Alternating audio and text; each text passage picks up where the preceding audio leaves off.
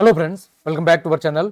कैसे हो आप सब? आई होप आप सब अच्छे होंगे और आप सबकी बोर्ड परीक्षा की तैयारी भी अच्छे से चल रही होगी।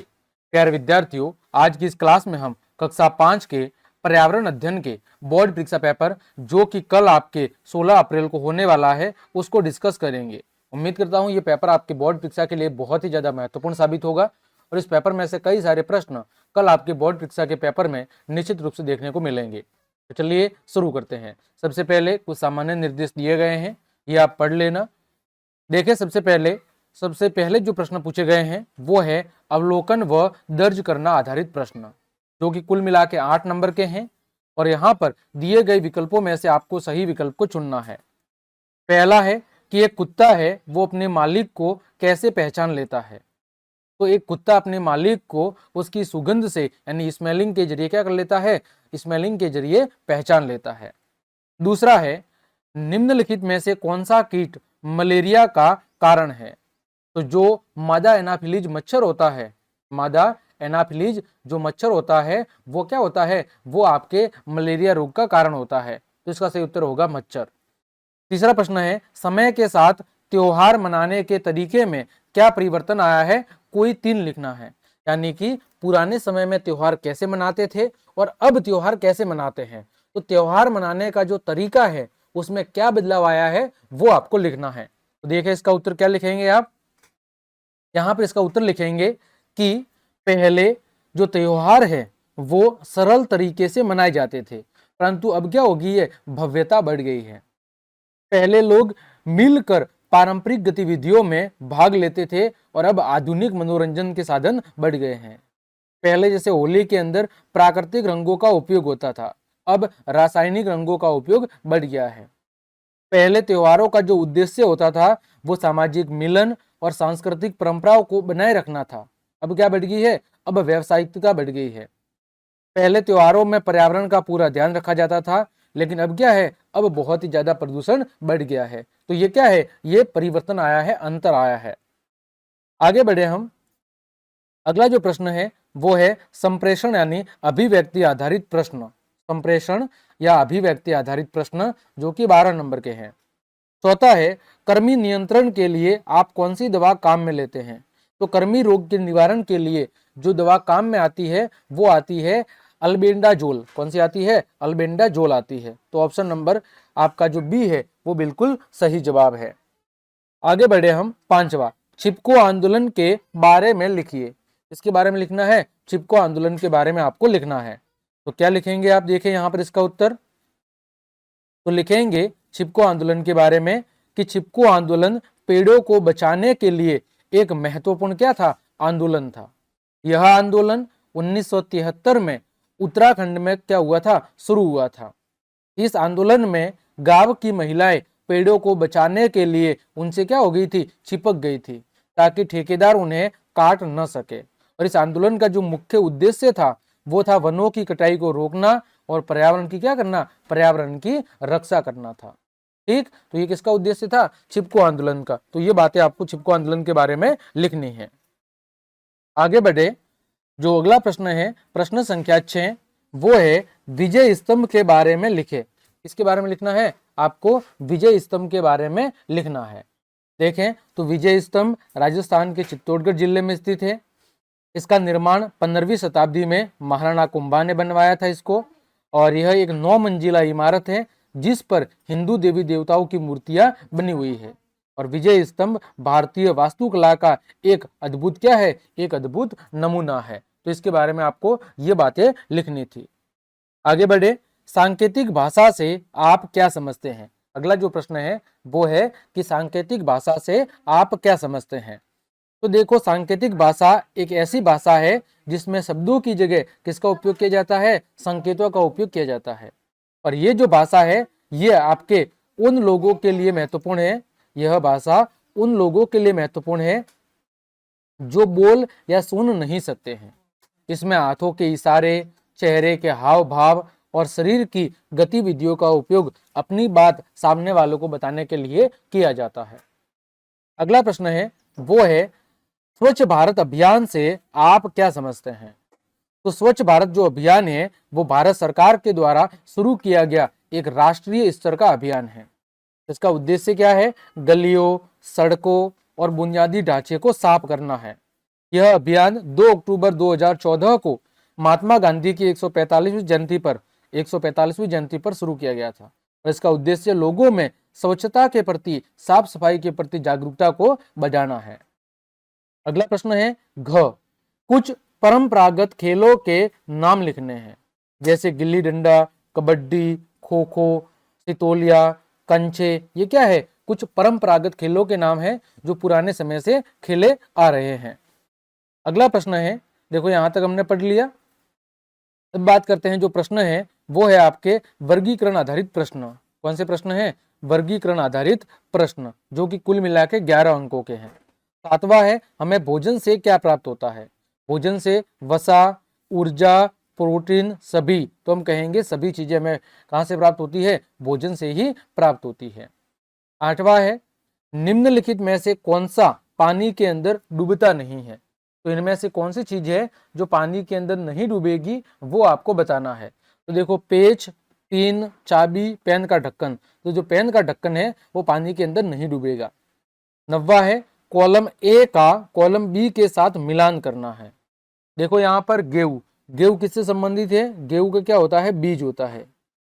मिंट, हर्ब, ये किससे संबंधित है? ये संबंधित है तना से। और गाजर किससे संबंधित है? तो जड़ से संबंधित है आपका गाजर। 10वां है कि जो मछली है वो पानी में कैसे रहती है? कोई भी 3 बातें लिखनी है। मछली है वो पानी में कैसे रहती है, आपको कोई 3 बातें लिखनी है। देखो क्या बातें लिखेंगे आप यहाँ पर? मछली पानी में कैसे रहती है, आपको कोई 3 बातें लिखनी है। पहली बात, मछली है वो गलफड़ों की मदद से पानी में घुली हुई ऑक्सीजन क्या करती है? ग्रहण करती है। मछली का शरीर धारा रेखीय होता है, जिससे उसे तैरने में क्या होती है? आसानी होती है। और मछली के शरीर पर सल्क होते हैं जो उसकी क्या करते हैं? जो उसकी रक्षा करते हैं। ठीक। अगला प्रश्न है आपका, वो है व्याख्या करना आधारित प्रश्न। कौन से प्रश्न? व्याख्या करना आधारित प्रश्न। देखो 11वां, कोष्टक में दिए गए सही शब्दों के साथ रिक्त स्थान को भरना है। जैसे रेहट से पानी नालियों में बहता हुआ कहां तक पहुंचता है? खेतों तक। तो यहां पर क्या आएगा? नालियों, पहली खाली जगह में नालियों।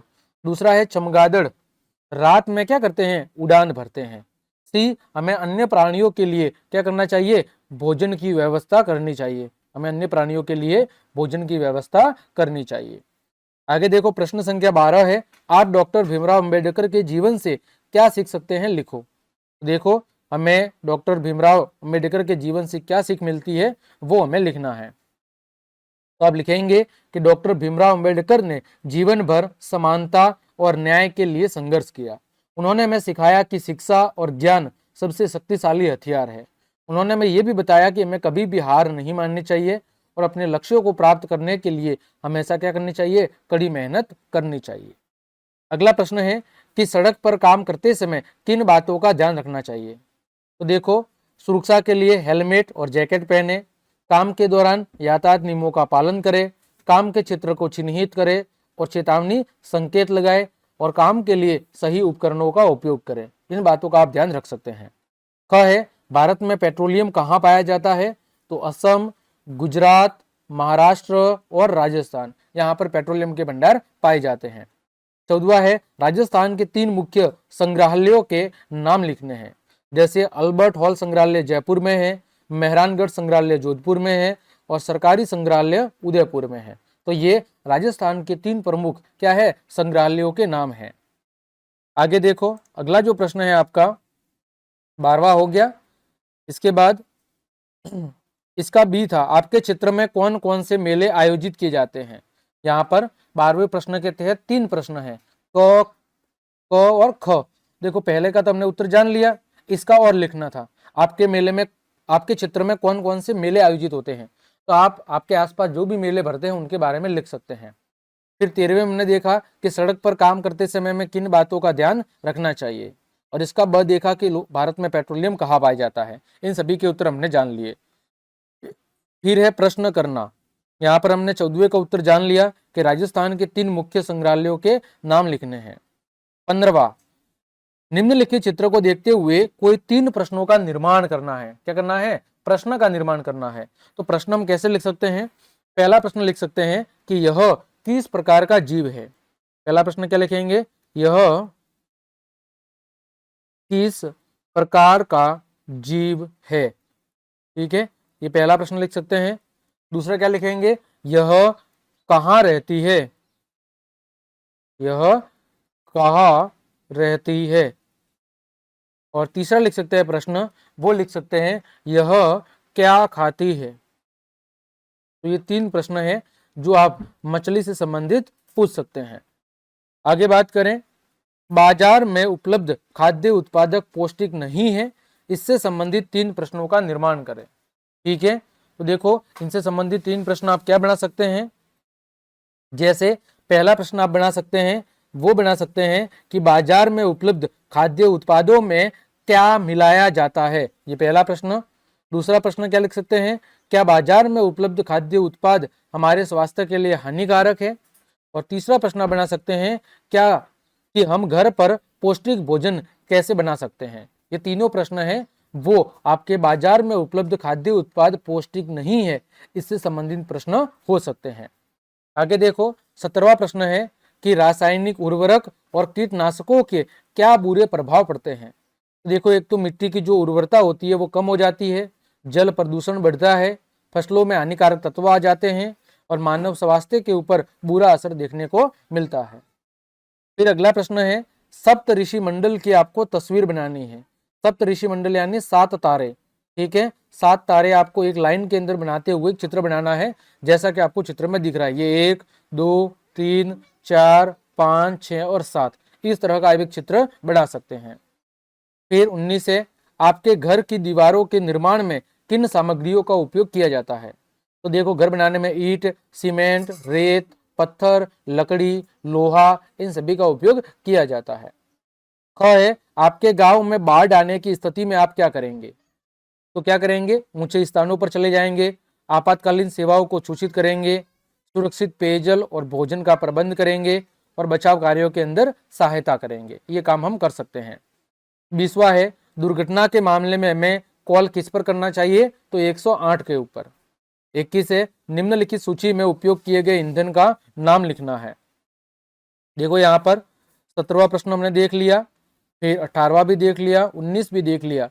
अब जो प्रश्न है वो है देखो न्याय और समानता के प्रति सरोकार। 20वां हमने जाना, दुर्घटना के मामले में हमें किस पर कॉल करना चाहिए, 108 पर। अब देखो 21वां प्रश्न है, निम्नलिखित सूची में उपयोग किए गए ईंधन का नाम। देखो मोटरसाइकिल, मोटरसाइकिल में किसका उपयोग किया जाएगा, तो मोटरसाइकिल के अंदर ईंधन के रूप में उपयोग किया जाएगा पेट्रोल का।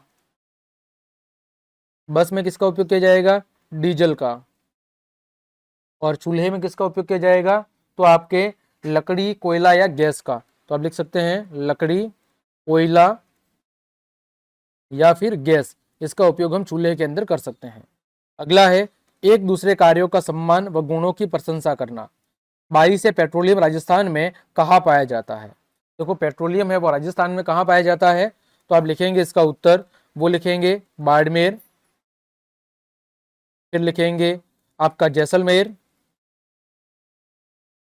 और आप फिर लिख देंगे वो लिखेंगे बीकानेर। इन 3 जगहों पर पेट्रोलियम के भंडार राजस्थान में पाए जाते हैं। देखो ये 22 था। आगे बढ़ते हैं प्रश्न संख्या 23 की तरफ। प्रश्न क्या कह रहा है कि दुर्ग और पैलेस के बीच में क्या अंतर है। दुर्ग और पैलेस के बीच में क्या अंतर है, और ख है कि पर्वतारोही क्या करते हैं। इन दोनों के उत्तर हम जान लेते हैं। देखो अगला प्रश्न है, दुर्ग और पैलेस के बीच में क्या अंतर है। तो दुर्ग एक किलेनुमा संरचना होती है जो सुरक्षा के लिए बनाई जाती है। इसमें ऊंची दीवारें, बुर्ज और खाइयां होती है। वही पैलेस एक महल होता है जो राजा या शासक के रहने के लिए बनाया जाता है। यह सुंदर और भव्य होता है, जिसमें कलात्मकता और विलासिता का ध्यान भी रखा जाता है। ख है कि जो पर्वतारोही होते हैं, पर्वत पर चढ़ने वाले जो व्यक्ति होते हैं, जो पहाड़ों पर चढ़ने का काम करते हैं, वो क्या करते हैं, तो जो पर्वतारोही है वो पहाड़ों पर चढ़ने का काम करते हैं। वे ऊंची चोटियों पर चढ़ते हैं और दुर्गम रास्तों को पार करते हैं। वे वैज्ञानिक अध्ययन और अनुसंधान के लिए पहाड़ों का दौरा भी करते हैं और पर्वतारोही साहसिक खेलों के अंदर भाग भी लेते हैं। ठीक, तो प्यारे विद्यार्थियों, ये था कक्षा 5 पर्यावरण अध्ययन का पेपर, जो कि कल होने वाले आपके बोर्ड परीक्षा के पेपर के लिए बहुत ही ज्यादा महत्वपूर्ण साबित होगा। अतः आप सभी प्यारे विद्यार्थियों से रिक्वेस्ट है कि पेपर के हर एक प्रश्नों को अच्छे से याद कर ले, ताकि आपकी कल की जो बोर्ड परीक्षा का पेपर है वो बहुत ही शानदार ढंग से हो सके। तो चलिए आज की क्लास को यहीं पे विराम देते हैं। यदि आपको मेरी क्लास और ये मेहनत पसंद आई है तो फिर लाइक, कमेंट, शेयर और सब्सक्राइब जरूर करें।